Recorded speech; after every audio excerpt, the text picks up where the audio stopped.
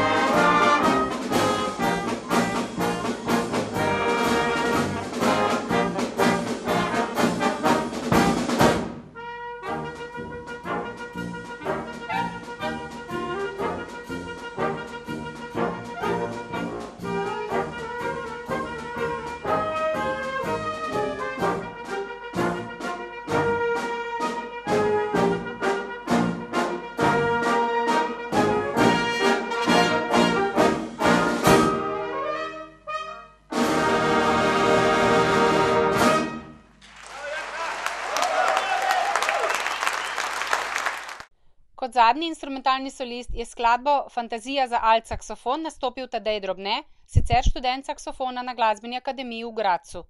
S svojo virtuoznostjo na svojem inštrumentu je prepričal tudi konjiško publiko.